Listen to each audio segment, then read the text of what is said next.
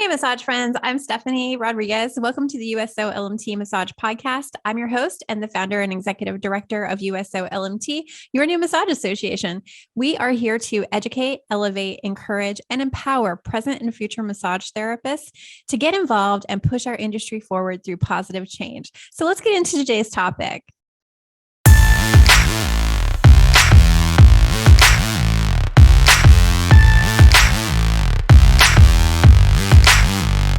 I am Stephanie Rodriguez. I'm here with the USOLMT podcast. I have two special guests on today. I have Laura Allen and Kelly Bowers. These are both Carolina girls, me too. So it's really exciting to have them both on the show today.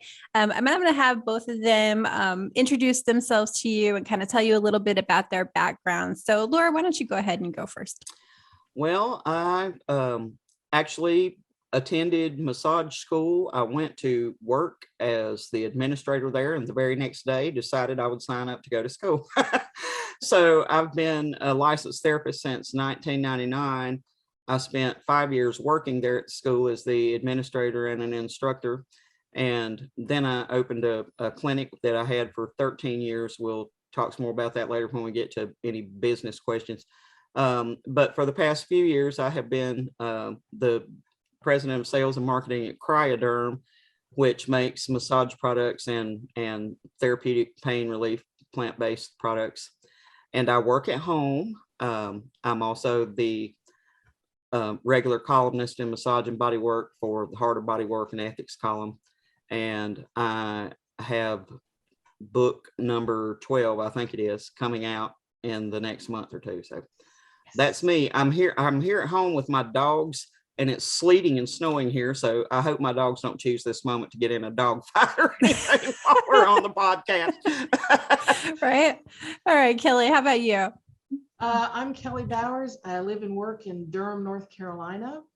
I graduated from massage school up in DC right after Laura did. I graduated and got licensed in 2000. And about 3 years later, my school called me and said, would you be interested in teaching business? And I said, I don't know anything about business. So they said, neither does anybody else. Well, sure. And they gave me the CompTIA guidelines for what should be in a business course. And I've been teaching business since 2003. Good job for doing it. That's such a parallel to what happened to me in school, because I had been in the restaurant business for more than 20 years, and the owner of the massage school used to eat in there all the time. So when I sold out, I just told her, I said, I need a job. I can type or file or sweep the floor. I really didn't care. I wouldn't have cared if it was a minimum wage job. I just wasn't going to sit at home. And the second day I was there, she went, oh yeah, you can teach marketing. And I looked at her and I said, I have never taken a marketing class in my life. She said, no, but you've had a successful service-based business for over 20 years. Yeah. And this is all about service. So yeah, Kelly and I both got thrown into the fire. Yeah, and I discovered, much to my amazement, I love the subject matter. Yeah. I really find it fascinating. And I have no business background academically or practically. And so I go into a class and go, I will teach you what I have figured out so far. And that works for them. Yeah. And I've also written a couple of books, not as many as Laura. I am so looking forward to your next one. I am too. Because we don't really have anything on teaching. Well, there are, there's one out there that is I've actually pulled it off the internet, that was written by myself and Ryan Hoyme, the massage nerd, a few years ago. That was not a textbook. It was more of, we both got thrown into the fire. Here's what we learned. But this one I co-authored with the owner of a CompTIA approved school. And he had originally wanted it for his faculty. And the more we got into it, the more we said, this would benefit a whole lot of people. So it is a book for teachers. It'll be out either the end of this month or sometime next month. I'm going to keep an eye out for it, because thank you. I want a copy right away. Thank you. Well, yeah, me too. I just went through your teacher training course, and that was great. I really appreciate that. This was the beta test for that, basically, of that we had to go through to get it approved by the NCB. So everyone has up to a year to get their retroactive certificate whenever it's approved, but I don't have any doubts it will be approved. It's a really good course. Durrell Lakatos, the owner of that school, he has a doctorate in kinesiology and physiology and is very committed to his students and runs a top-notch school. So I was excited. He called me up out of the blue and asked me to collaborate with him on this. So I think it's an exciting project, and the course and the book also. Yeah, I think Excellent. the course was really good. I enjoyed it. I learned a lot. Your videos were great. you. Even the one with your one video, I thought I just said something about my dog. I hope my dogs didn't get in a fight. Stephanie had one video where her child was having a party in the other room or something. He was on virtual reality and he's screaming in the background. And I'm just like, I'm sorry. No, we just, hey, it's life, I mean, none of us stopped living our lives because of what's going on. So I thought you handled that very well. Thank you. Thanks. I kind of used to it now. So, all right. So I polled the group the last couple days, and they had I gave them 3 options to vote on. And the ones that they voted the most was private practice startup.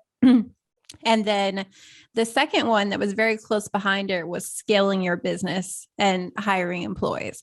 So I think maybe we should kind of address both of those today, in the time that we have, and see what we can get across to help people. So let's talk about private practice first. One of the things that I wanted to kind of address is you hear a lot of people, they talk about private practice is not for everyone.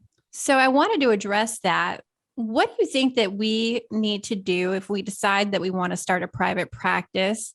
What do we need to have as far as like our character, our personality, and all of that? Because I feel like all of that kind of goes into your private practice, your mindset and all that stuff. So what do you think are the biggest things that will make somebody successful personality trait wise for private practice? They have to be dedicated to learning. Not just in our industry, we're real good about telling people how to take continuing education for their hands-on skills. But you've got to be dedicated to learning about business and learning from your business and accepting that just sort of stumbling along is not good enough. So you have to be somebody who is motivated enough and who wants to be better at it. That improves the odds of you being successful at it. Absolutely does. I'll add to that it's been one of my sayings for a long time is that your education is not over when you walk out the massage school door. Your education is just getting started. Yeah.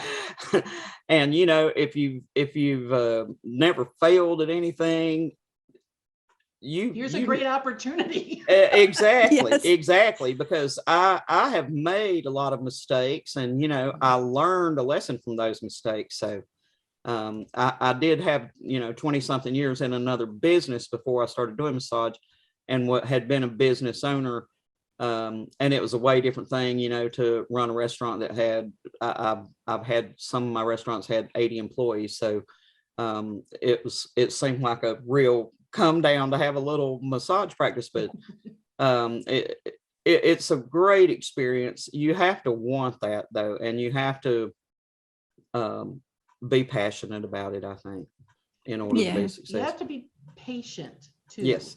The notion that you can have a 25-hour-a-week hands-on practice up and running in 6 months is a lovely idea.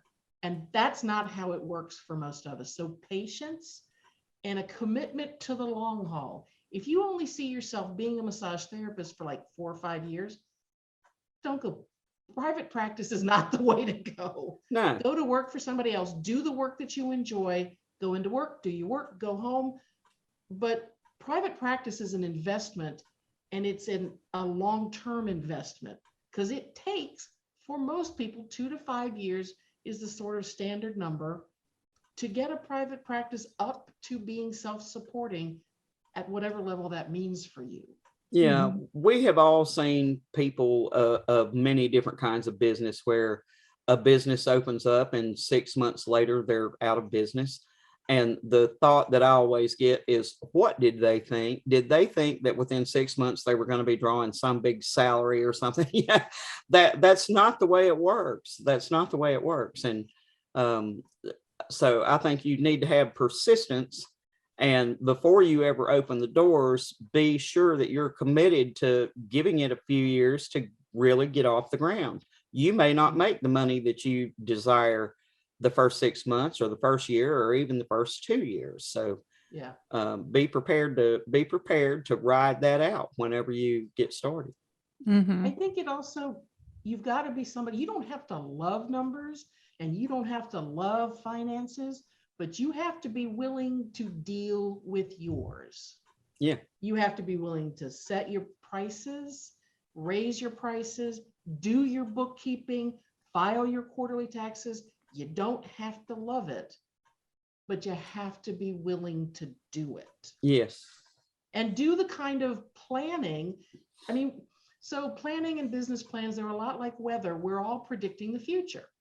And I don't know about y'all's crystal ball, but mine's never been terribly. Mine's good at cloudy. it. Mine's cloudy, yeah.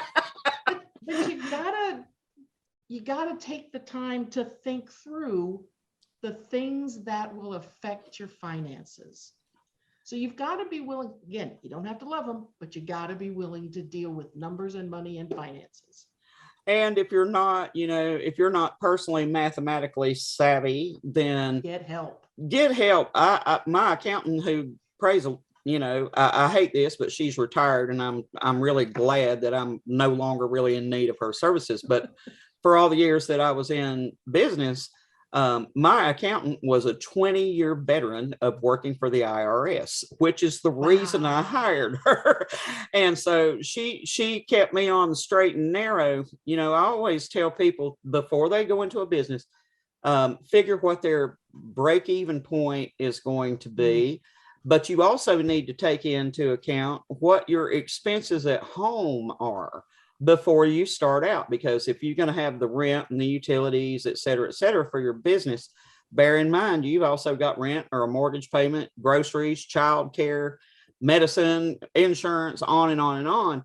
So don't go into it with your eyes shut. You need to make an honest financial survey of yourself and your circumstances before you ever even consider opening the door on a private practice, because we don't want to see anybody fail. All of us want to see everybody succeed. And it's tragic sometimes that people work themselves into horrendous debt, or they just never quite get enough to pay their bills and all that. So go into that, please, with a big fat reality check and your eyes wide open. Yeah, I mean, when you've got all these people out there in our industry going, everybody needs to be in private practice. Private practice is the way to go. It's the only way to go. It's real easy to go, oh gosh, I guess I should be in private practice, and sort of wander into it without really understanding what that means. Mhm. So in terms of personality traits, a certain cautious nature, I don't know if that's actually, before you go into it, some people are just to dive in and learn as they go, and that's who they are and that's how they have to work.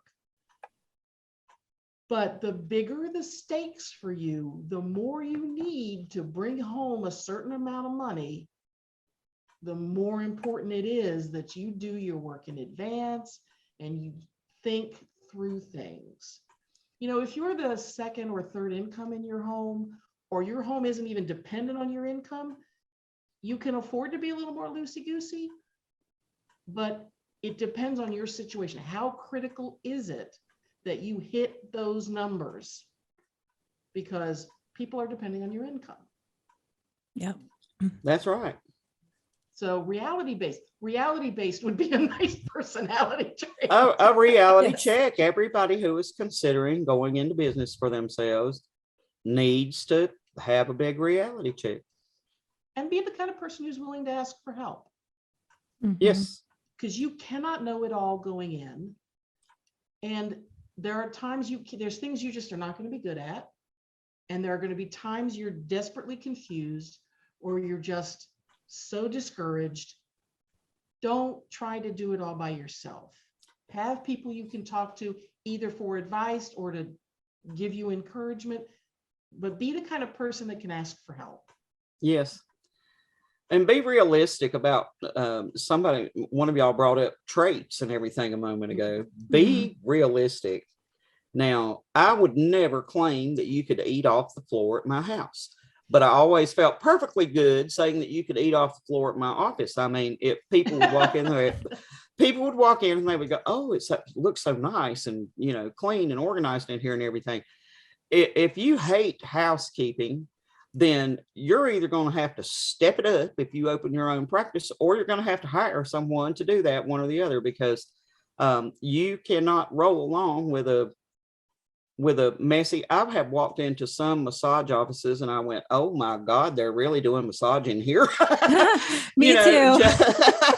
Just because of how messy it was and everything. And I had gotten a lot of business years ago when I first opened up my practice of people saying, I really love so-and-so's massage. And it was a lady up the street and they said, I really love her massage, but good Lord, her office is horrible. And, she lost business on account of that. So, Yeah. Oh man, I have a story about that. So, I was a lead therapist at one of the big franchises, and we had some people, the tables. I was like, these tables need to be perfect. You cannot have your sheets on the floor. The fold has to be perfect. The blanket needs to be smooth. And it was just like months of just trying to drive this point home with staff. Like, this needs to be perfect. We have a little shelf in the corner and the rolled up towels need to be in the perfect position. And it seemed like I felt like Hitler sometimes trying to drive the point home. But like the way that it looks is so important. And I see that with a lot of independent therapists that I've been to, where it's just kind of like, they don't really care as much, or it's just, it doesn't present the same type of thing that so many people are used to walking into a franchise that maybe is actually elevating and really caring about their appearance. So I think that's something really important for independent contractors or independent therapists to look at. yes. Yeah. You gotta care. If you think that the massage that you do while they're on the table is the only thing they care about, you're wrong. That's right. It's the primary thing they care about. And they may not even be conscious of the other things they care about, but they care about how they're greeted. They care about whether you're on time. They care about how sloppy is your space. They care about how much of a pain in the butt is it to make an appointment with you. They That's care true. about the whole experience. And having great hands-on skills is, of course, central, but it's not exclusive. Mm-hmm. No, there is a term in, I guess you would say, the healthcare business industry altogether called quality of care. And to me, quality of care does not just mean how good of a massage you give, which is subjective opinion anyway from people. But it depends on everything, that Kelly and I have said, and Stephanie, about the cleanliness and whether or not you're greeted and whether or not you're on time. If you're a person that cannot be on time in massage school, are you going to be on time for your clients? I don't think so. And, it really ticks me off. This is not a doctor's office or an emergency room where you go into an appointment and expect to be waiting forever. This is massage. If your appointment's at 1 o'clock, your appointment should start at 1 o'clock. Mm-hmm. Yeah. So once we decide, hopefully people got some tips out of that. But once we decide that we want to do private practice, we do have the right mindset, this right, personality type to be able to run the business. Then what are the first steps? What are all these things people have to think about? Because there is a lot that goes into opening a business. A lot of people jump in at let me find a space, let me come up with a name for my practice, let me set my rates. And when I teach business in schools, when I teach it anywhere, first, there's some questions you have to answer about yourself and about what you want. Why do you want to be a private practitioner? What do you want out of massage? Who is a good fit for what you can offer? Where do you find those people? What do you need for take-home pay? There's like 5 questions I think everybody should answer before they get started, because every decision after that, including what are you going to call yourself, what location are you going to be based out of, is going to have some foundation in those questions. And I don't see us explaining that well to people, because even when you're in a group of massage therapists who are successful practitioners, they'll say, okay, now you got to become an LLC and you got to do this and you got to do that. Or when people are saying, how do I improve my marketing? My first question is, well, what is it you offer and who are you trying to attract? Well, anybody? No, not just, okay, first year or 2, get all the bodies you can get. But you should be working towards what you want and what you need. So it's worth it to take a little time to figure that out before you get started. Yeah. One of the first things that I did the first week that I was in private practice, and of course that first week I was open, people were not beating the door down. I sat there and created a database for myself of all the doctors. Now I live in a rural county in North Carolina. It's actually North Carolina's largest county area wise, but it's very rural. There's 3 little small towns.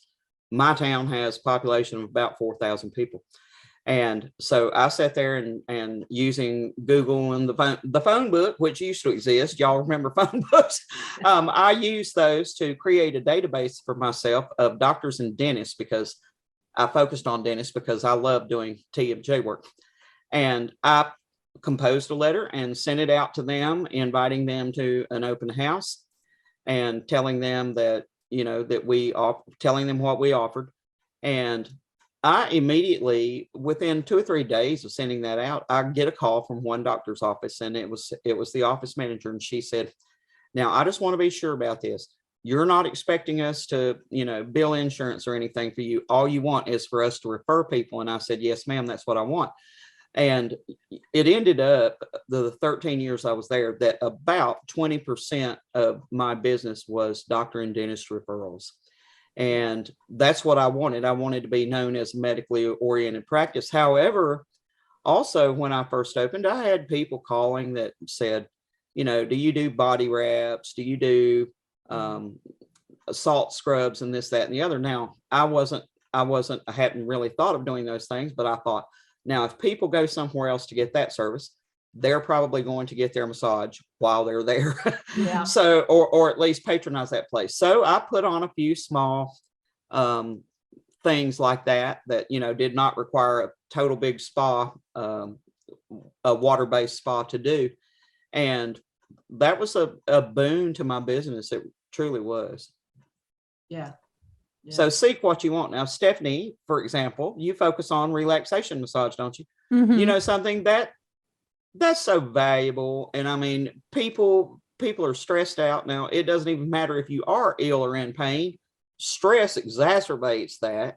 And if you're ill or in pain for long enough, it will cause you to be stressed. So there's plenty of opportunity for those who want to focus on relaxation massage, plenty of opportunities for those who prefer to have a medically oriented practice. There's opportunity for everyone. You just have to decide what it is you want and then go for that.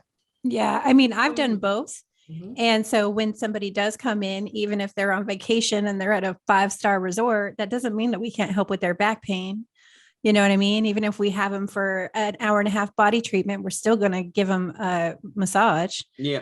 And so it doesn't mean that we can't focus on an area that hurts or something like that just because we work at a spa. So that's true. Yeah. Well, and when some of my regular clients who have come in for a very specific sort of medical condition will say, do you do like regular massage? Yeah, we can do that too. Could you describe a regular massage? Yeah, what exactly is that? They're looking for what I consider a health and wellness massage.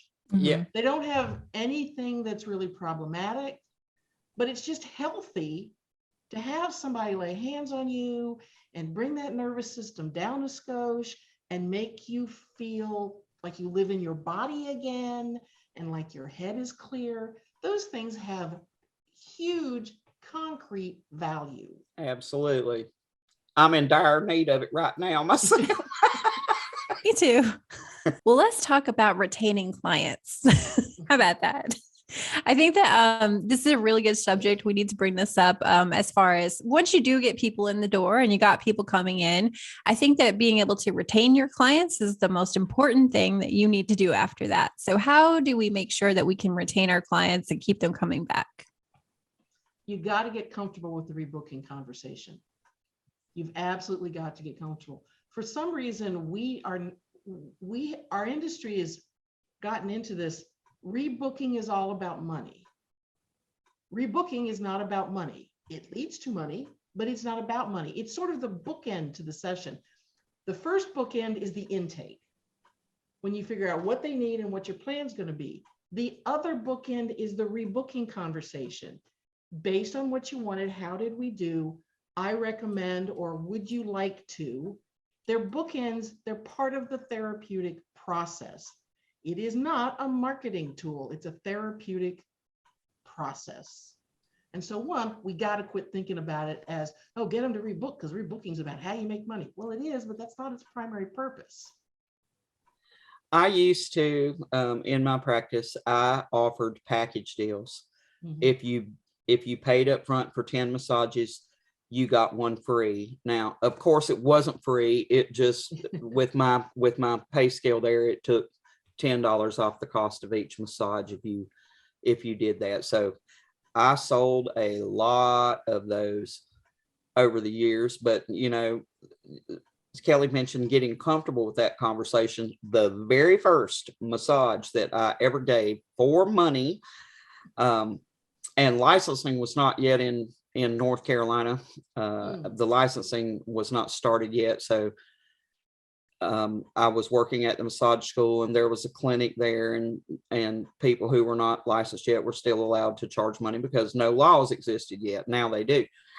But the very first paying client that I had, when the woman was still in the room getting dressed and I was out front at the desk, I was having this whole stupid conversation in my head of going, should I ask her to make another appointment? I don't want to look pushy, and I was going back and forth. Excuse me. And when she came out of the room, she was, praising the massage and everything, and gave me a nice tip. And she started out the door, and I'm sitting there like a dummy. She started out the door and she turned around and said, aren't you going to ask me if I want to make another appointment? And I thought, well, you idiot, you need to get over that right there. So that was the only time that I didn't ask someone. And I learned over the years not to say, would you like to make another appointment? I would say, when would you like to make another appointment? Yeah. Those words matter. Yeah. They do matter. They do matter. And something, I mean, we've all had those people who they come once a year, they get a certificate for their birthday or Christmas or something, and they come once a year and you never see them any other time. Then you've got those people like my package deal people who were there every week or every 2 weeks or something like that. And everybody in between. I don't live in a tourist area, but I'm on the main road on the way to a couple of tourist areas. So, we often got people who were from out of state or out of town that would just come in one time and that would be it. You'd never see them again. But rebooking is the way to build your business. It truly is. Yeah. Half of it is superb customer service. Like I said, just your hands-on work is not enough. You have to create an experience in all the little things you do that make them feel welcome. It's approaching your clients from actually a point of view of hospitality. What would you do to make somebody comfortable in your home? What do you do to make somebody comfortable in their working relationship with you, in your space, in your policies? How do you make it comfortable and easy to be your client? That's a good point, Kelly. Very good point. I will say, working at the franchise, I had one of the highest rebooking rates of anybody. And I maintained it the whole time that I worked there. Is about a 60% rebooking rate.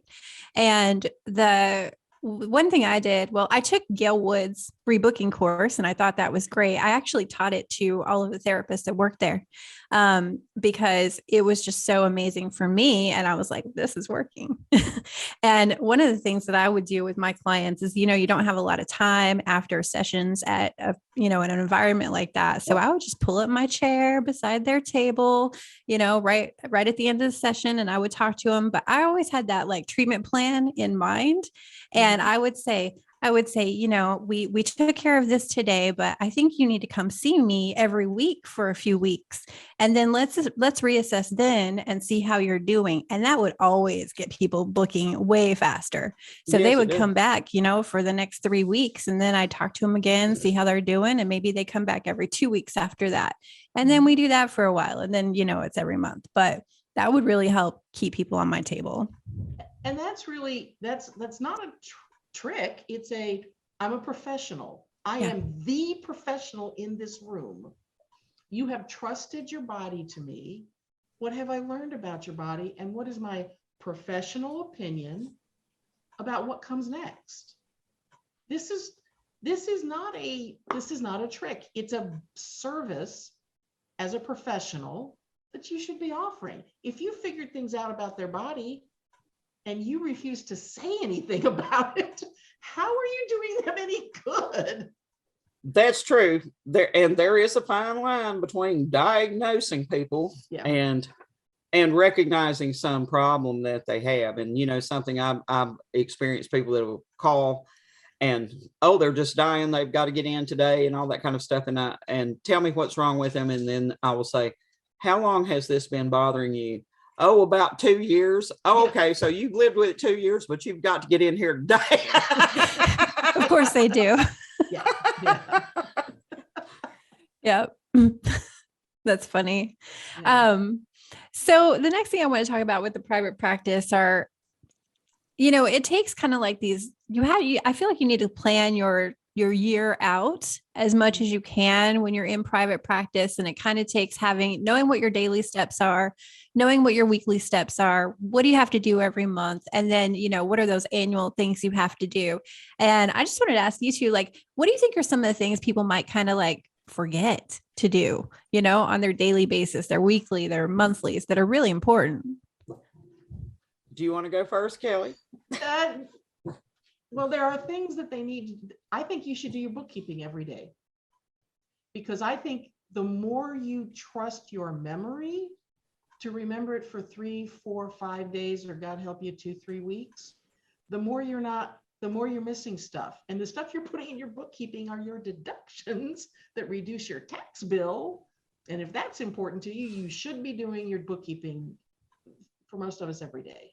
I do mine once a week because I don't have that many transactions. But when I was seeing clients every day, I did my bookkeeping every day. I did too. And QuickBooks is simple to use. Or even if you just use an Excel spreadsheet, I enter my tax deductions daily. I'm one of these anal people that checks my bank account daily. I reconcile my checkbooks daily. I've got, several different accounts, and a personal account and a business account. And so I enter things on my spreadsheet the day that they happen, or they're either laying here on my desk and going, okay, I need to enter that tomorrow. I don't have time today. But on January 1st, for years and years, it's been my habit to get everything together for my tax person. And you know what? All I had to do was click that button that said sum on January 1st this year, because I had been very, very diligent about entering things. And that worked out. The other thing that I will add to Kelly's bookkeeping every day, I scheduled 30 minutes every morning to spend on marketing activities for my business. Now, that could have been writing a newsletter. When I first started in business, I actually used to send out paper newsletters. Didn't take very long for that to get out of hand, and I started doing them electronically, except for a couple of very elderly people that I knew did not use the computer. So I would either be writing a newsletter, I would be talking to a vendor at the radio station or something. I would be doing something to market my business. And I just scheduled that on my time. It might have been creating a new ad or updating the website or whatever. And you have to schedule your marketing time in.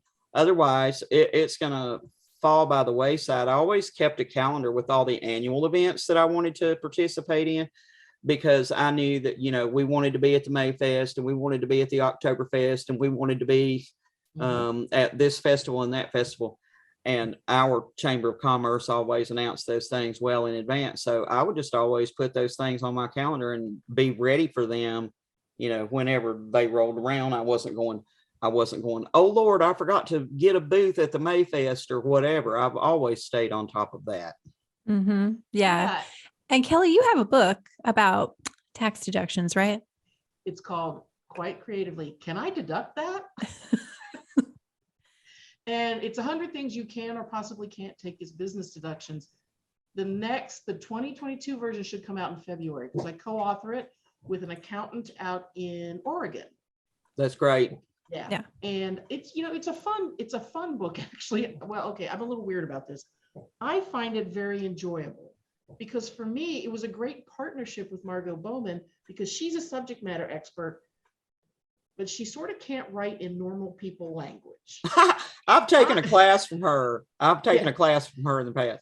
Delightful person. Yes. You kind of got to work with her to get her to come down to language you understand.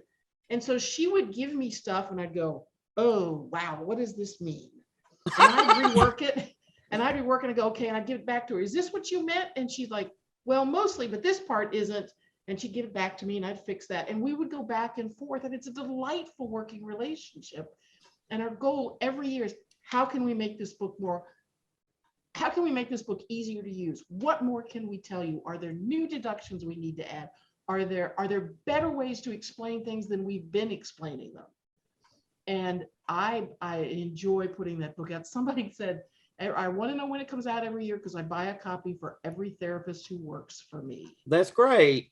I actually took a class from Margot. It's probably been 20 years ago, but everything she said directly impacted my, the way that I was doing things. And so between her and my IRS accountant, I always felt like I was good to go. I will say that in my business, I had some people who had employee status, and my business actually grew to have 12 practitioners in it, which ain't bad in a town of 4,000 people. And so my accountant had told me that I was the only person, she said, out of all the people I know who use contract labor, she said, you are the only one that actually abides by the rules. Amen. And so I had some ICs and I had some who were employees, but I was always very careful about that, because who wants to be in trouble with the IRS? And it is a chronic thing in this profession, that there are a whole load of people who are misclassified as independent contractors when they should really be classified as employees. So get Kelly's book and get yourself an accountant that will keep you on the straight and narrow, so that you don't get in trouble down the road. Because if you ever get audited, it will not be the independent contractor that gets into trouble. It will be the business owner who was misclassifying them that gets into trouble. So you need to be, I hate to say you need to be scared of that, but you need to be scared enough. You should be scared. You need to be scared enough that you're doing things the right way, so that the IRS doesn't send you a letter one day saying, by the way, you had these people misclassified, you owe us $10,000. And believe me, they will do it. I know people that has happened to. Well, and the book even has a section on how to hire an accountant. And I just sent my report into my accountant about an hour ago, because I'm on my annual business retreat. That's why I'm at the beach.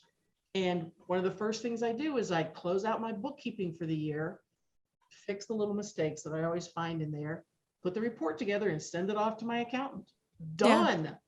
I I'm definitely done want for to this talk year. about your business retreat, but I had a comment too. On the USOLMT blog, I actually just wrote about the differences between the independent contractor and the W-2 employee.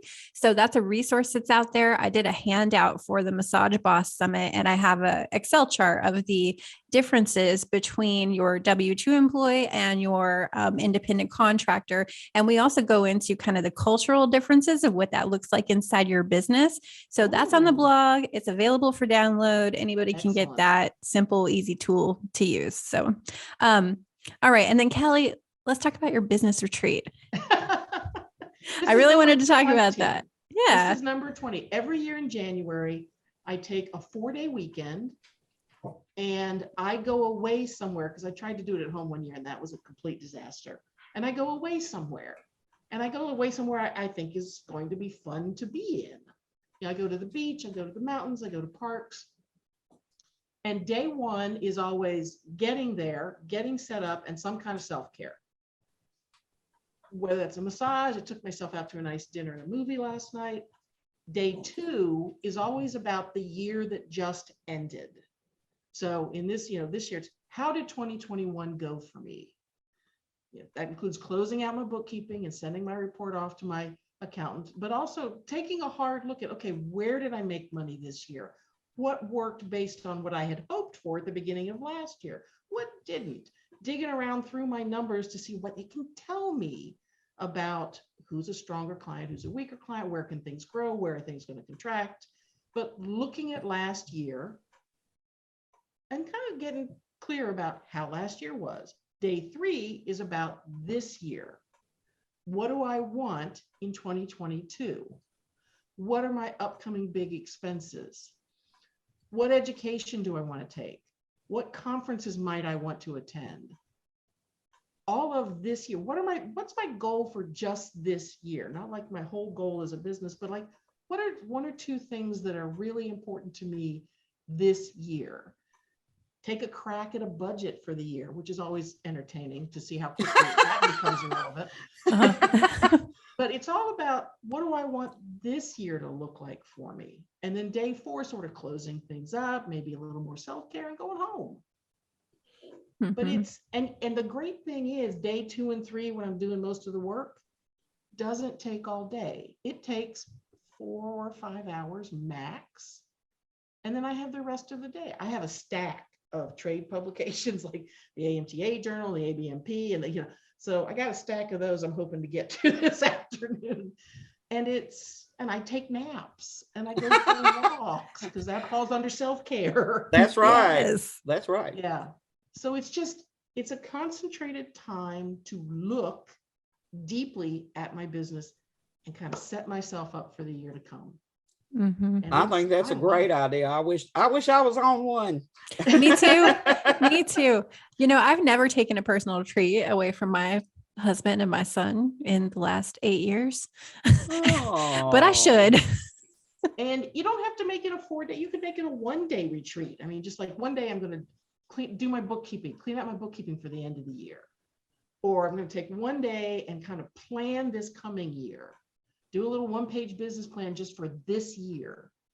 But I really recommend leaving the house. Yeah. You'd be amazed how desperately you feel like you need to wash the inside of your dishwasher. If it's that, or figure out your budget for the year. For sure. Yeah. I feel that every day. I think one thing that's important to mention, that is a great idea. I think one thing that's important to mention is that our needs and our goals change, maybe from year to year, or certainly, when Stephanie is half my age, I'm sure maybe not even that old. But something, I don't want or need the same things that I had when I was 20. I'm 62 now, and I have different goals. I want everyone to realize that there is not a definition of success. Success is whatever that is to you, because some people want 30 clients a week, 50 weeks out of the year, and 2 weeks off to go on vacation. Some people want 4 or 5 clients a week and plenty of time to spend at home with their children and their family. or whatever. So whatever that idea is to you, don't let anybody rain on your parade and say, well, that's not a very big goal to reach for. It's not Or their you're not a goal. real It's your massage goal. therapist. Exactly. It's your goal, not anybody else's goal. So I think the retreat idea is a great thing. And as Kelly mentioned, she's looking at the coming year and what is it that I want during the coming year. So that's going to be a personal thing to everybody. My retreats happen. My husband likes to go fishing with my brothers. They go deep sea fishing, and I don't really go anywhere. I just hang at the house while he's gone. So that's always so nice, kind though, of my isn't retreat. it? That's okay. That's your quiet time. Yes. Yes, serious. And it's, it's a treat to say, I'm gonna go to the beach because I love the beach in winter, or I'm gonna go to the mountains, or I'm gonna go to this place. I pick somewhere I want to be anyways. Not too many distractions. Disney World would be a terrible place to have a business retreat. Yeah. But, I'm here at Carolina Beach. I can have some nice meals. I can go for a walk on the beach. That's good. I'm good. That sounds good to me. Yeah. Well, let's talk a little bit about scaling your business before we go, because there are some people that definitely wanted to hear about that. And I know Laura has a good story about scaling her business and hiring employees, right? So we wanted to hear a little bit about that. Well, my business opened up under a little bit of strange circumstances. I was still working at the massage school, and two therapists that I knew approached me and wanted myself and my husband, I'm remarried now. This was my husband, Champ, that is deceased. He was a massage therapist too, and they approached us and wanted us to go into business with them.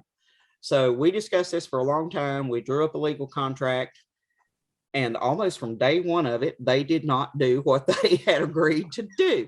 So I was getting more and more distressed. I called up one of my mentors, and she said, what do you want to happen? Do you want them to leave? And I said, well, if they're not going to uphold their end of the contract, yes, I wish they would. So my mentor said, keep your mouth shut. I promise you, they're not doing what they're supposed to, and it's going to come to a head shortly. So to make a long story short, they came into the office, burst into tears, said they wanted to move to Florida. And I kind of went, I hope you have a very nice life there.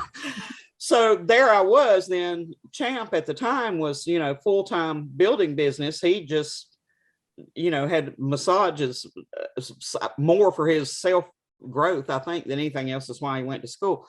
But he was in business. So there I was sitting in a very nice suite of offices that had 4 treatment rooms, and little old me. So I started looking for another therapist. I found one. As soon as she got saturated, I found another one. I ended up, over this 13-year period, I ended up with 3 connecting suites of offices and 12 treatment rooms and a classroom and a sauna room and all this. One thing that I did that is probably not going to work for people that are in a big city, but in a small town like the one that I live in, I knew people who were going out of town to get services that were not available here. So I called them up and I said, hey, if there was a raw for here, would you come here instead of driving all the way to Asheville? If I had lymphatic drainage here, would you come here instead of driving to Charlotte to get that and whatever? So I called up some of my old teachers and some therapists that I knew in other places that were, within an hour or two of travel here. And I said, how many clients would you need to make it worth your while to come here one day a week? So what I ended up having was a roffer that stayed there for 8 years, a lymphatic drainage therapist that when she got to the point where people were waiting 3 months to get an appointment with her, I persuaded one of my staff members to go take that training. And I had an acupuncturist there for about 8 years. I actually am the only person I was the only person. I have a student that came to one of my marketing classes that ended up doing the same, but I'm the only therapist that I knew up until my student came along that hired a chiropractor to work for me instead of a therapist working for the chiropractor. Nice. So, it was also had an esthetician there and a nutritionist. And, I just built a group practice of a lot of people that none of them were there. Now, my regular massage therapists were there all the time, of course, but these other people who had specialties that previously had not been available here were available 1 or 2 days a week. In the chiropractor's place, he had another practice that was in a town about 25 miles from here. He was there 3 days a week, and 3 days a week he was in his other practice. So I built my business in that manner, and it served me very well. I actually, the last year of my practice, I hired someone to run the office for me because my husband was terminally ill with cancer, and I wanted to be at home with him. So in 2016, I thought, I don't really need this headache. So I tell you what I did. I actually continued to pay 6 of my therapists to continue honoring the gift certificates and packages that were out there for the next 18 months. And, I advertised it heavily that our business was closing. I contacted all the people who had package deals still out. I got the Chamber of Commerce to announce it. I announced it on Facebook and asked everybody in the county that saw it to share it. And so I opened that business with integrity and went out of it in the same way. So that was a big deal to me, to be able to honor all those people. I left our website and our Facebook page up, with the list of therapists and how they could be contacted that would honor those certificates. But I built a pretty big business in a pretty small town, and I had a lot of help. I was blessed with great therapists, and the chiropractor that worked with me actually passed last year, and I was just stunned because he had continued practicing. He developed a terminal illness. He kept on practicing. He saw his last client on a Thursday and passed on Saturday. So I was blessed with very great people that worked with me the whole time. I had hardly any turnover because my goal was to, have a happy place to work, you know what I mean? And so I always gave my therapists continuing education classes, that they didn't have to pay for. And it was just a good situation all around. Well, you all of that reminds me of one of the things I think we don't think about when we decide we're going to go from one person to 2 or 3 or 4, is that you fundamentally change. You're no longer a massage therapist running your practice. You're now a business manager who also sometimes gets to do massage. Yeah. That you're not just picking up another person, you're picking up management responsibilities, contracts, and keeping up with things and replacing people and figuring out when to grow and figuring out when to bring on services. The practice I'm at just added a formal laundry service because we had maxed out all of the more local, one person's, we had to step up. We needed a formal laundry service, and it takes time to do the research, to have the conversations, to look at the contract. So when you've got people, when you bring people into your practice, they're kind of trusting you also to generate work for them. Mm-hmm. So you've got business management, but your marketing needs to be even more rock solid. Because by joining you, they're an independent contractor. They can bring in their own people. That's great. But they joined you because they wanted you to put some people on their table too. That is one thing that, when you expand a business to include other practitioners, you take on a lot of responsibility. And the bottom line is you're the one who's responsible for everything. It doesn't matter how many people are there. If you're the owner of the business and your business is dirty, that's a reflection on you. If one of your therapists is nasty and impolite to people, that's on you. I mean, everything concerning the business is on you, and you're the one taking on all of the financial responsibility. So you need to be sure that you're cut out for the mindset that it takes to do that before you decide to expand. I know a lot of therapists who have expanded. I also know a lot who are still practicing by themselves after 20, 25, 30 years, and they're happy with what they have. And folks, the older I get, the more I realize nothing is more important than your serenity. Yes. You can't buy that. You just can't buy it. So, if you're in business already, perhaps, and you have other people working for you, you know, there came a point in my life, and it was due to my husband's sickness, but there came a point in my life when I thought, this is consuming me, and this is what I don't need to focus on this now. I need to focus on his health.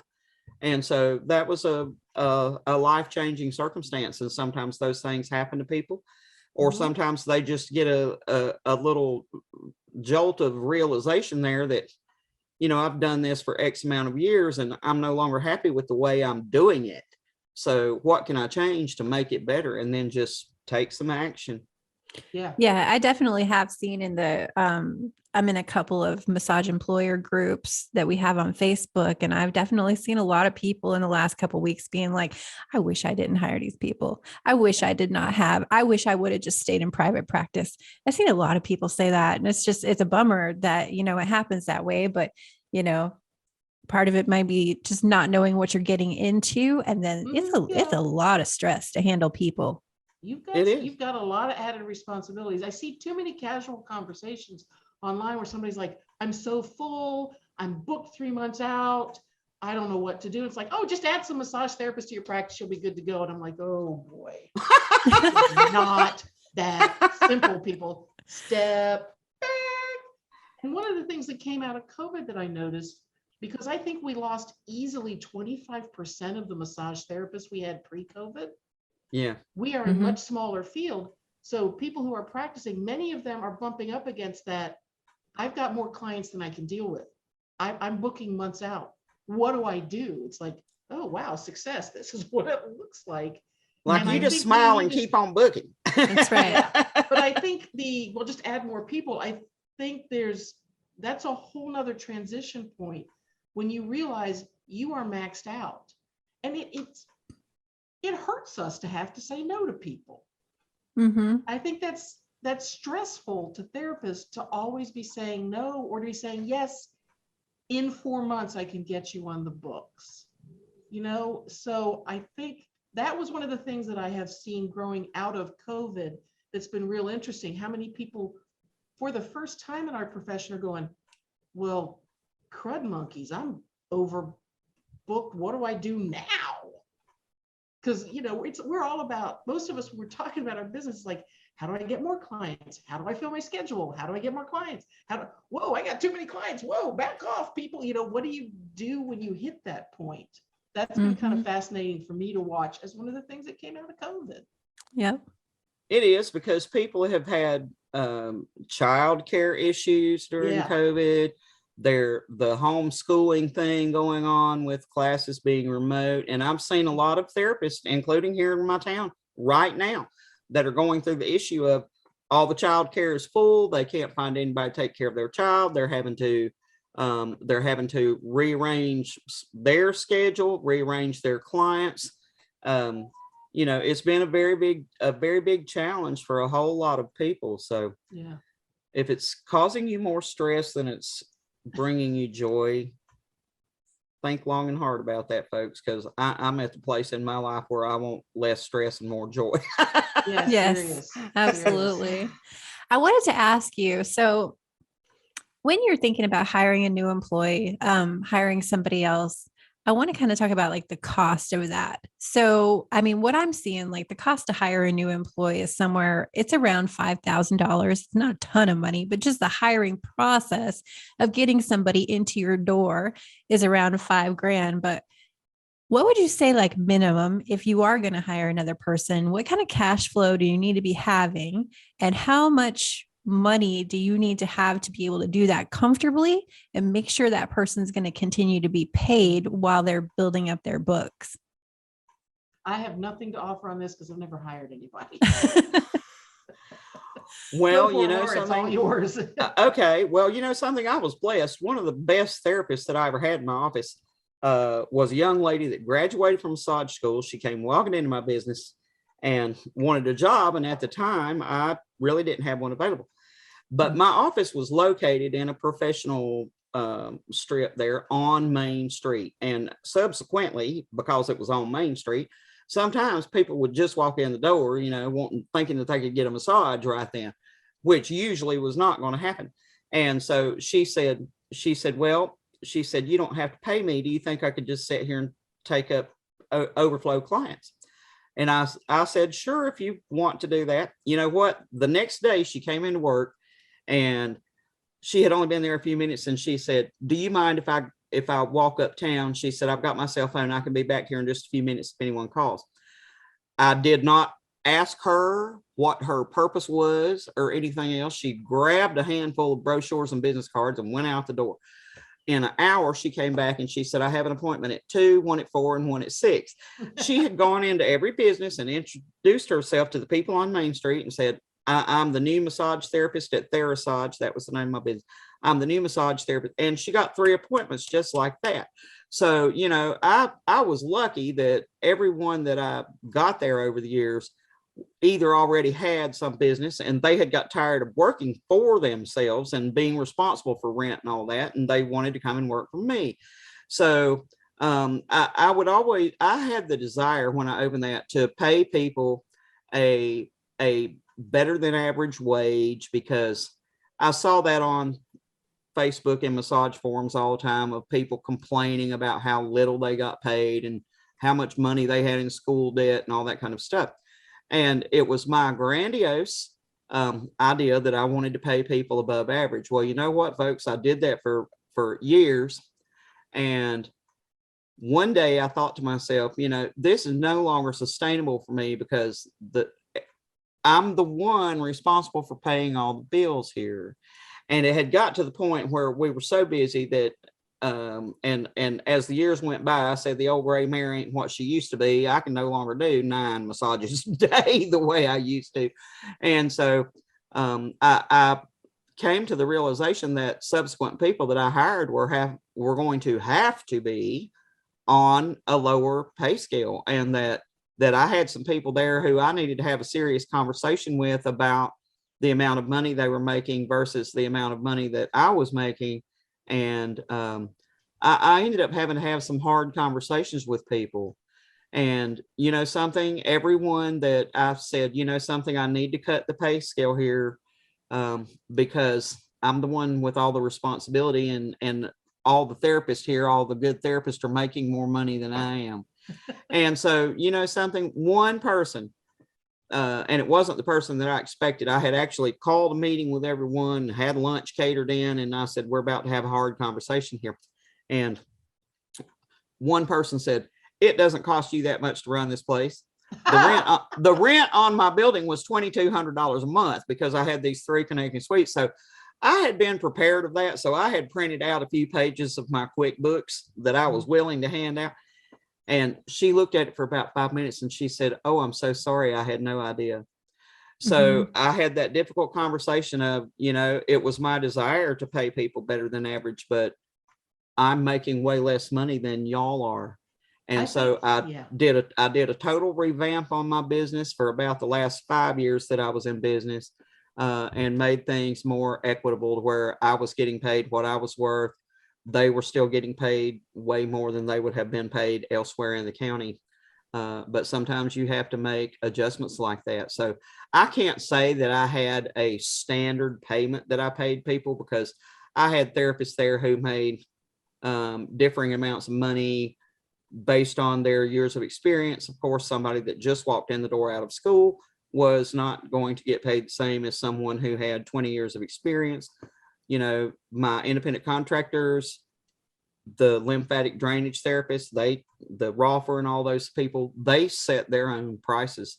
And I went along with whatever they said. And I actually, you know, took less money from them for the rent because they were all traveling a distance to get there. So you just have to be very careful when you're initially thinking about taking on someone else. And you may go, well, they're griping about making $20 an hour at Massage Envy, so I'm going to pay them $40. Look long and hard at that before you make an emotion-based decision like that. And I've seen other therapists do that. When they grow, they're like, I don't want people complaining they're not making enough. I don't want to be one of those people who has a practice they're not making enough. Like, they start with the maximum they can imagine paying somebody. Yeah. And I'm like, okay, one, you gave yourself no room for growth. That's right. You gave yourself no room for flexibility, and you gave yourself no room for generosity. Yes. that you kind of locked yourself in. Yes. And I think that's not an uncommon mistake with people who really care that massage therapists have trouble making enough money. Well, Mhm. also Like, you've got I to wanna pay realize, good. you have to realize that when they're employees, you're also matching their Social Security and their Medicare. Mhm. There are, Stephanie pulled, out the $5,000 number there, but I mean, having employees is expensive. Yeah. Especially if you're going to offer any sort of benefits, it's an expensive proposition. So I did have that mindset. I was guilty right here of Yeah. going, I want to pay therapists what they think they deserve to be paid. But then as the business owner, and you're the one with your name on all the bottom lines there, and you're making half the money that your massage therapists are making, you better be realistic about that, folks. And if you can only afford to pay $20 an hour, then don't offer people $40 an hour, because you don't want to look like one of those bad employers. You have to have hard conversations with yourself, and sometimes hard conversations with people. Yeah. Every one of my people Mhm.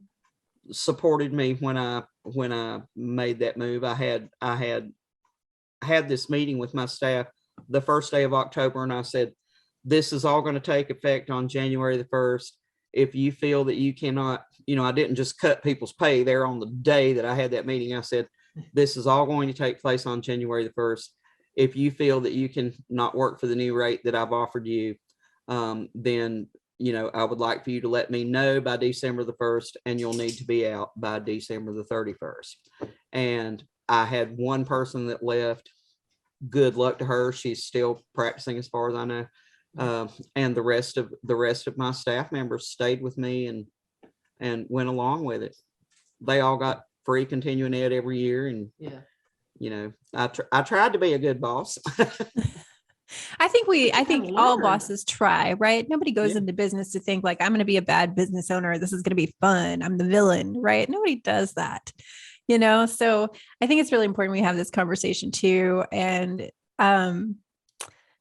when you're thinking about bringing somebody on, sometimes I think maybe the independent contractor or the renter is actually the right thing to do at first, especially if you have a new business and you're just starting to like grow it, because you don't really have a bunch of funding to be able to float employees, for a year or whatever until they really start making money in your business.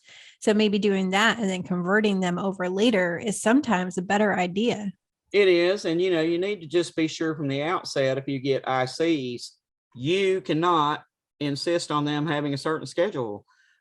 Every IC that I had there, we weren't using online scheduling back then. We were still using, a paper appointment book. Every IC that came to work there put a little box in the appointment book of when they were willing to be there, as long as they had X amount of notice. I never told anybody you have to work this day, that day, or whatever. You cannot require your independent contractors to be scrubbing the floor and scrubbing the bathroom and all that. You're hiring them to do massage. They're coming in there to do massage. So if you have any doubts about that, the IRS has a form SS8 on their website that you can submit to them, and they'll determine based on the answers whether or not someone should be categorized as an independent contractor or as an employee. So just abide by the rules, because if you do misclassify somebody, as I said earlier, that will come back on you as the employer. It will not come back on them. Mm-hmm. And So the IRS has gone after other professions, and sooner or later they're going to figure out about us too. yes. Well, you know what? The IRS actually goes after, audits small businesses.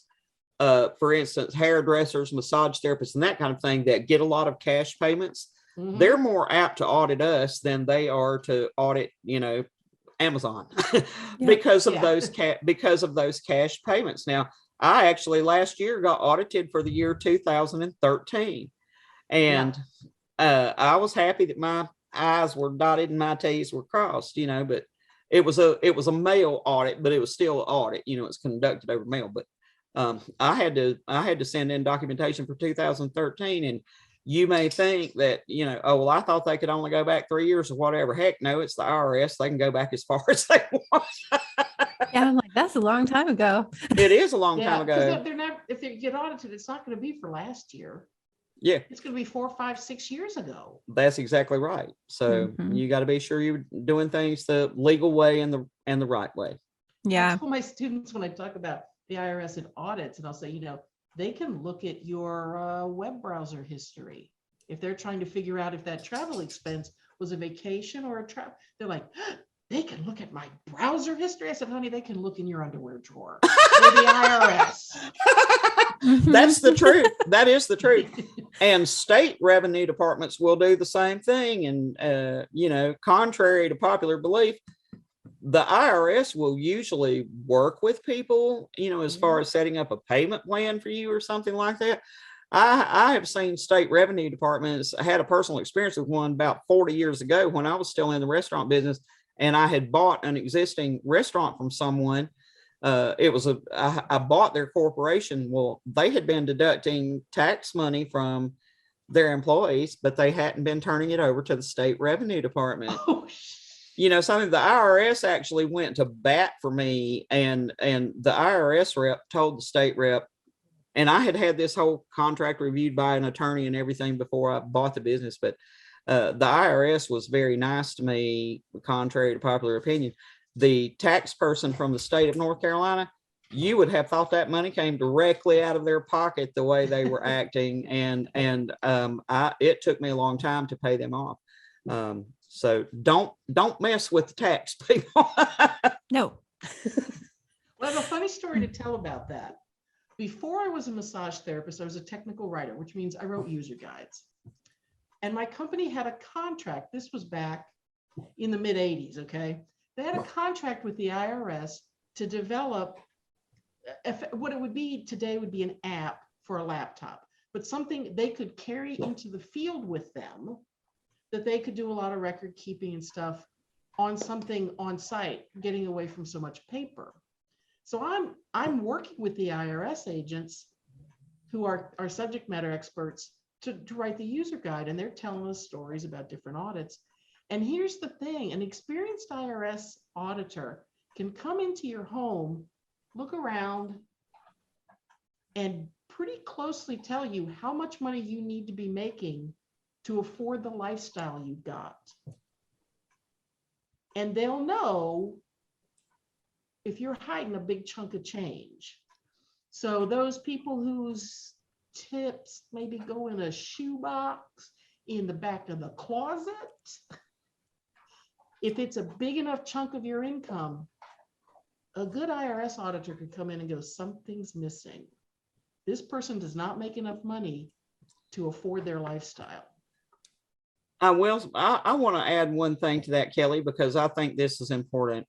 I had a therapist on my staff for a long time who trained all of her clients to tip her in cash. Now, you know what? She was an IC. She made her own appointments. She took her own money and everything, but she got tipped very, very well. She was in and she was hiding that income. She was not paying tax on that income. She got into a very serious car accident and went to file for disability. You know what? It's based on your reported income. She could not claim all the income she made because she wasn't reporting all the income she made. And her disability payments were way, way less than what her income had been. So nobody expects to run their Jeep off in the middle of a river. But that's exactly what happened. And, she realized, unfortunately, after the fact, I shouldn't have been hiding my tips because it was a substantial portion of my income. And now I'm without it. So let that be a lesson to everybody. Yeah, hiding your cash tips is a short-term gain for a long-term cost. That's right. Mm-hmm. That is right. It's harder to get loans. It's harder to get a mortgage. Like, you need to report that stuff. So yeah, if you're trying to make if you don't want to pay taxes, that's a whole nother conversation I'm not going to get into you with. But as a self-employed person, when somebody is looking at loaning you money or disability, they're looking at your tax form. how much did you report as income on your taxes? And if you're real proud of how small that amount is, go try to get a car loan. Go try to get a car loan. Yeah, that's right. Yeah. Well, the last thing I think I want to touch on is keeping your employees happy. I feel like this is something that we need to talk about. There are a lot of employees out there right now that I know probably aren't too happy. And how do we do that? What are some of the maybe top 3 tips for keeping your employees and your staff happy and engaged in your business? Number 1 is I'd say hire well. I mean, I had some posts about this a couple of weeks ago because everybody's looking for massage therapists and these ads are all the same. Oh, this is a wonderful place to work. Here's how much we pay. Here's the dates and hours we want you. Please call us. I'm like, that's called any warm body kind of hiring. That's true. Yeah. Yep.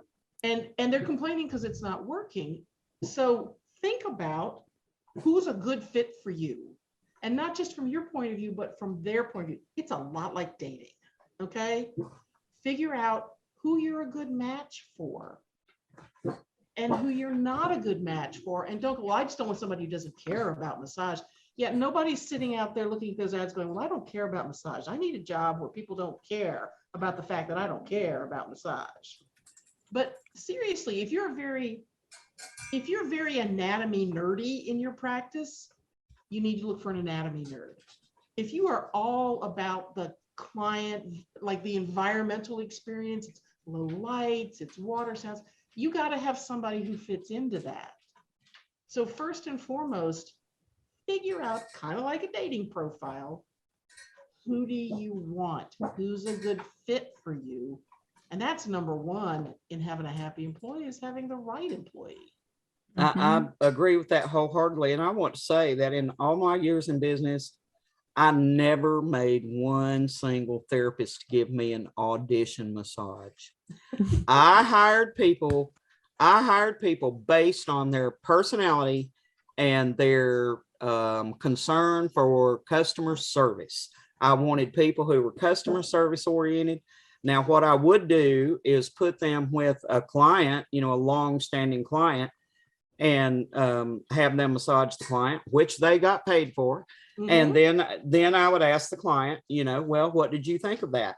And I really don't remember ever turning anyone down because fact is, honey, I can teach a monkey how to give a massage.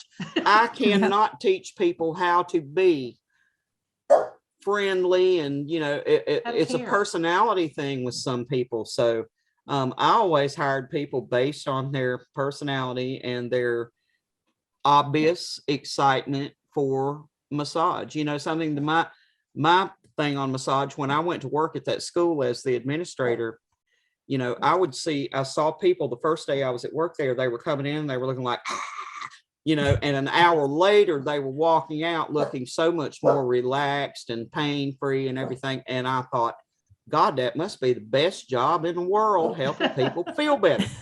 And that's what made me go to massage school. I mean, I had not considered going to massage school. I went, she had a weekend program for people that worked, and I signed up with that thing immediately based on, what I saw going on of people just coming out the door, praising the massage therapist and everything. And I thought, that has to be a fabulous job. So that's, I still enjoy doing massage.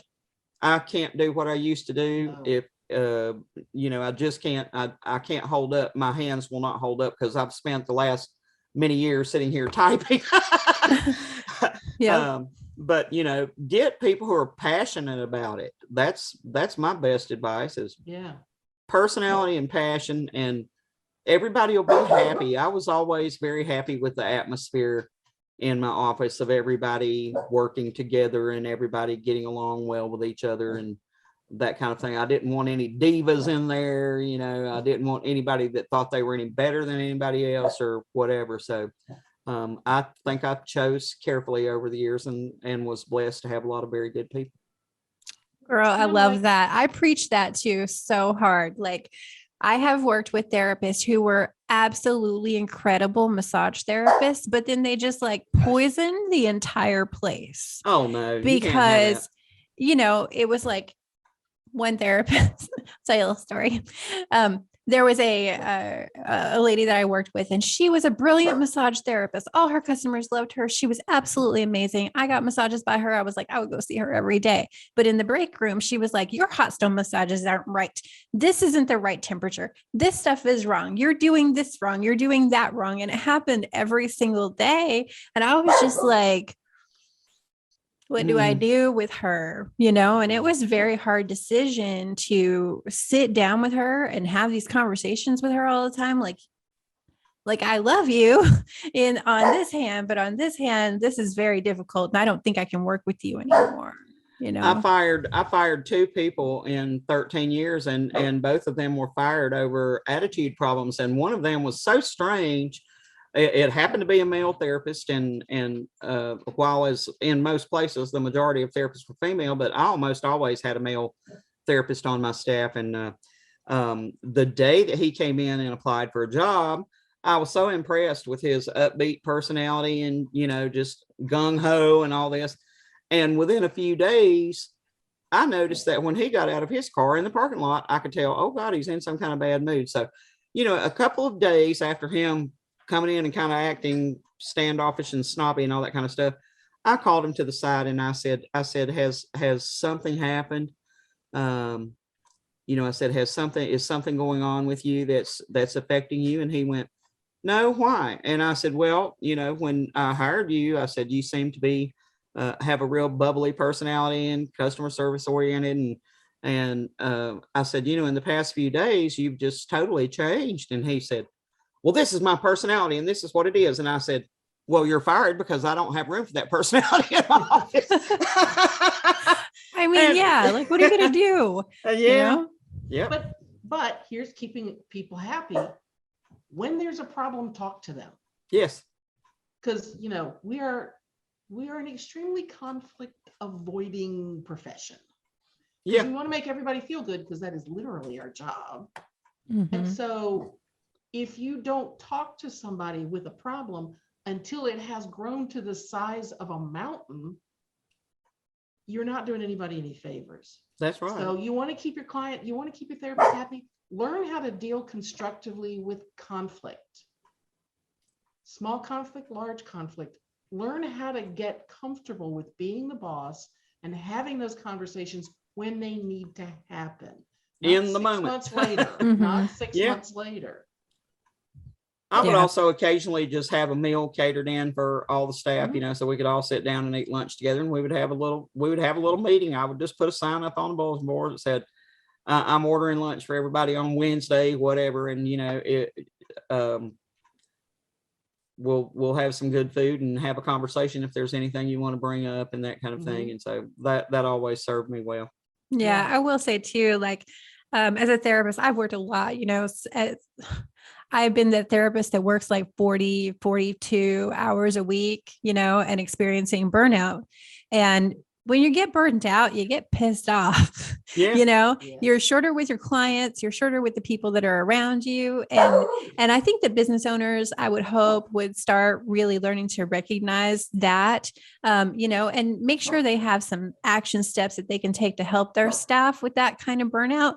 Like, I think that they noticed it with me, but it wasn't like, oh, well, let's take a couple of days off, or, let's reduce your schedule a little bit. And I tried to move my schedule around a little bit, and it still didn't really work because I was working just longer days and less days. It's really hard to deal with that. And, if you're not a massage therapist running a massage business, I feel like that's one of those things maybe you don't really understand as much. Because you don't really know about that until you actually experience it. Yeah. I apologize for my dog barking. It's sleeting. It's sleeting and I can't put her outside. All right. No big deal. She quickly turn into a statue and then be very quiet. Yeah. I think having healthy boundaries with your staff, remembering you're not their best friend, you're their boss. Yeah. And you can develop a friendly, healthy working relationship. But the more you don't want there to be a boundary between you and their therapists, the more you create an environment where it's really hard when you have to be the boss. Maybe there's a conflict and you have to deal with it, but you've been their best buddy. You're just one of them, except now you have to step into the boss role, and it's not good. Yeah. It's sort of like that, starting somebody out at a lower salary so you have room to grow. Start out with stronger boundaries with your therapist so that as time grows and you learn the people, you can soften where appropriate. Mhm. But That's good advice. tough if you've come in as a massage therapist, now managing massage therapists, and this isn't unique to us, this is every profession. When you are now managing the people you used to work with or you used to be, making that shift, that mental shift is hard. And if you don't have somebody to kind of talk you through to help you out with it, you're going to screw it up. Let's just put that out there. You're going to screw it up. Yep. But think in terms of harder boundaries in the beginning, harder, more firm, more exacting boundaries, so that you can soften up later when it's okay to do that. Mm-hmm. That's a Because really they want good you advice. to be the boss. They really do want you to be the boss, because otherwise they'd be working for themselves. That's Good true. advice. Yep. Well, the last thing I wanted to say is Jimmy G. Lillis, he actually, Laura, mentioned you on our podcast last time. He was talking about your books, your business books, and he sent in a little comment for us. And he said that he wanted to hear more about determining your niche. So let's speak to that just a little bit and kind of give Jimmy what he was looking for. Well, you know what? When I opened my business, I wanted my niche to be everybody. I did not want to, I didn't want to exclude people. Now, I truly did not have, although I had the desire to focus on getting people out of pain, like I mentioned when we first started today about adding on a few spa treatments because there was a demand for those. So I had a big variety, ended up having a big variety of therapists and services there. So I felt that my niche was everybody. But some people do desire to have a very niche practice, like only working with pregnant women, or, you know, doing geriatric massage or lymphatic massage or something of that nature. You know, that is definitely a niche practice. And even though I live in a small town, I had enough business to support bringing those people here. So you decide what your niche is, if you want one. If you want to run a general, you know, massage practice and not put a label or a limitation on that of, oh, I only work with people who have this, or I only work with adults and I don't want to see, I don't want to see males in my practice or something. I mean, I've heard it all after all this time. So if you truly want a niche, find out if there's a demand for it. Now, you know something, the oncologist here in town that I've visited many times with my previous husband, he has this education room in his practice. That room was full of brochures for lymphatic massage, but all the people doing it were PTs. There wasn't one single brochure from a massage therapist in there.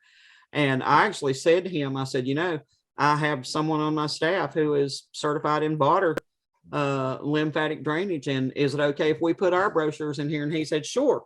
So if you're seeking some sort of niche practice like that, go for it. Otherwise, look at it as if everyone that you encounter is a candidate for massage. Y'all know, being here from North Carolina, that we say, how you doing as a greeting. There are people who will stop right there and tell you how they're doing, and they're going to give it to you in great detail.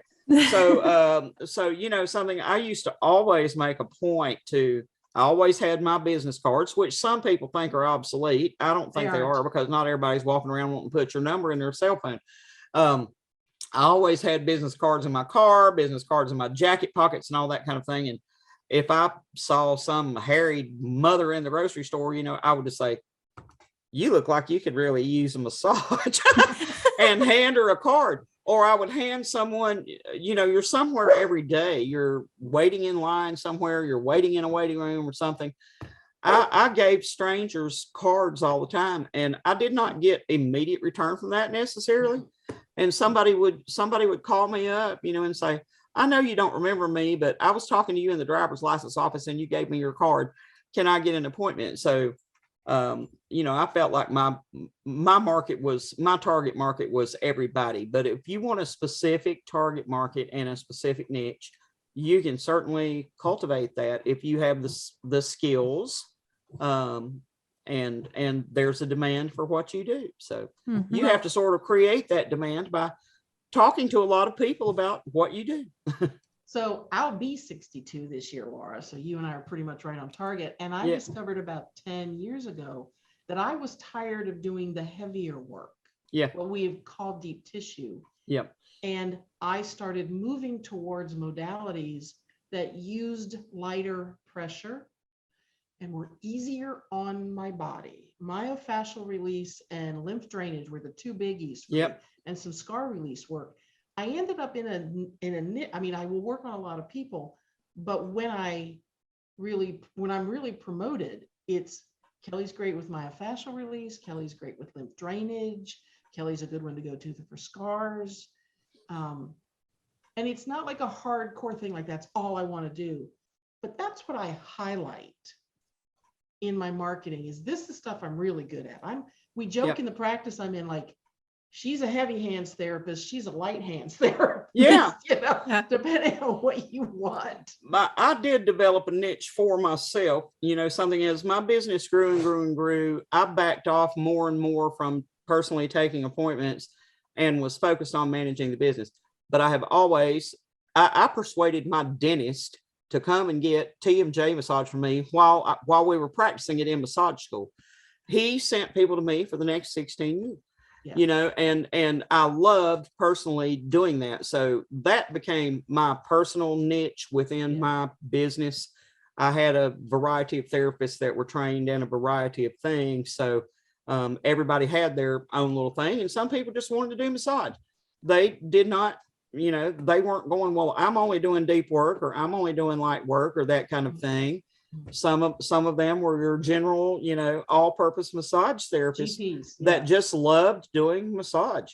I personally loved doing TMJ work, and that became my personal niche. So if you want a niche, it needs to be something that you truly, truly love. Yeah, it's got to be something you enjoy doing. Yes, absolutely. Something that you enjoy doing all the time.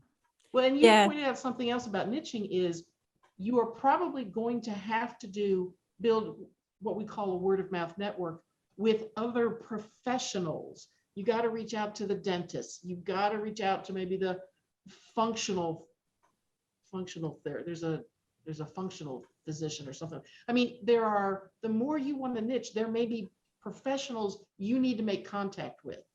And that may be more than just you drop some cards off the office and you don't actually talk to them.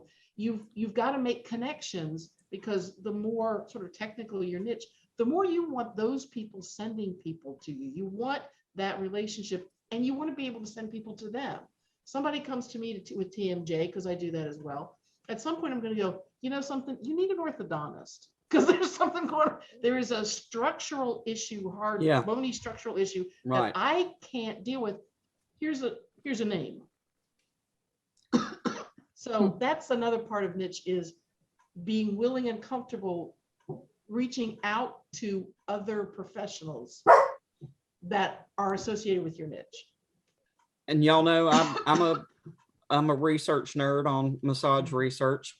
One of the things that I used to do very regularly, every month, our local hospital, which was just conveniently right up the road from my office, every month they had this thing called Lunch and Learn. They would actually give you a bag lunch if you would go listen to Dr. So-and-so talk about whatever the topic of the month was. So I would make it a point to find some research on whatever that doctor was talking about. If you go to PubMed, you can type in massage plus fibromyalgia, for example. Type that in. You'll immediately come up with some articles, find a good one, find some good studies. I would go to those Lunch and Learns just to meet the doctor. And when his talk was over with, they always hang around for a few minutes, to talk to people that were there listening. And I would just say, hey, I'm Laura Allen. I own Therasage right down the road. And we have several therapists there that deal with people with fibromyalgia. And I would go, here's a research study on massage, the efficacy of massage with fibromyalgia. I never had one single doctor hand me the paperback or act like I was being rude or overstepping anything or whatever. And as I said, about 20% of my business were doctor referrals. We got doctor referrals as far away from Asheville, which is covered up in massage therapists. One of my friends said, you can't swing a cat up there without hitting a massage therapist in the head. But we were getting doctor referrals from Asheville, which is 45 miles away, because we cultivated that and cultivated doctor referrals. So find your niche and enjoy yourself. That's right. That's awesome. I know I have kind of said that I'm one of those people. I feel like a well-rounded massage therapist. I like to do all the things. And when I was looking to hire people, I wanted more people that could do all the things, but there were so many people that were like, nah, I just do deep tissue, or I just do this, or I just do that. And that was fine. We did not hire those people, but, I guess I kind of found over time that I want to have variety in my work, and it's okay if you want to have variety in your work too. I just like to do a lot of different things every day. It helps my body feel better. I'm not doing the same repetitive movements all the time. So, if you don't niche, it's fine. Everybody's going to preach it to you because it's easier to market to a niche, I think, but you don't have to. Right. Right. There's a place for the general practitioner. Yeah. In the medical world and in our world, there's an absolute place for the medical practitioner. There's a place for the specialist. There's a place for the general practitioner. Yeah. And we all got to be covered. Yeah. We all got to be out there. We got to respect our work. We got to respect what we have to offer. Yes, absolutely. All right, ladies. Well, I just want to thank you both for coming on the show. I really appreciate you both being here. I think this was an awesome episode. You guys have so much knowledge. I could talk to you all day. I appreciate it. For massage therapists to talk to each other, and we will talk all day. I know, right? So, Laura, tell us, how can people find you? Like, what's your website? Tell us a little bit about how we can find your information. It's lauraallenmt.com. And my class schedule is on there. I've only been doing online for the past couple of years, but 2022, I actually have some things scheduled already that are hopefully going to happen if COVID behaves. And so my books, and there's also links to my articles. And if you have purchased one of my books, some of them have ancillaries that go along with them that are on the website. All you have to do is put in a password and you'll get to that. So lauraallenmt.com. All right. And Kelly, what about you? I am at healingartsbizacademy.com. I've also got a bunch of videos up on YouTube. If you want to get a sense of the kind of things I teach and the kind of things I talk about, got a bunch of videos up on YouTube. I'm on Facebook, in the usual places, but YouTube and Facebook, if you're doing the social media thing, is the easiest way to learn about what I've got to offer, or head to the website, healingartsbizacademy.com. All right. Well, it was so great having you both. I learned so much from both of you over the last year, just listening to you, talking to you, having you on things. So thank you very much for being here. And I really appreciate it. And we will talk to you both again soon. And thank you for creating this opportunity, Stephanie. This was a lot of fun. And to have one-on-one time with Laura Allen is a blessing all unto itself. It is. It was good to be here with all three of us Carolina girls. There you go. That's right. There you go. Thanks so much for joining us today on the USOLMT Massage Podcast. We hope that you found this episode fun and informative. You can be a part of the making of our podcast by joining Massage Therapists Redefining the Future on Facebook, where you'll be able to choose the topics that we discuss and send in questions to be answered on the show. Check us out at www.usolmt.com. Follow us on LinkedIn and Facebook at USOLMT. Join our Facebook group, Massage Therapists Redefining the Future. Follow us on Instagram and TikTok at USOLMTmassage.org. Also, let us know if you have any questions or would like more information by writing us at bethechange@USOLMT.com. Also, be sure to check out the video description down below. for links to the resources that we discussed on the channel. If you're listening on Spotify or just listening to one of our audio podcasts, please go over to YouTube and visit the video and check out the links that we have there for you with all of the resources. Also, please subscribe to our audio and our video podcast for further episodes. Thank you so much for watching and for listening, and we'll see you next time.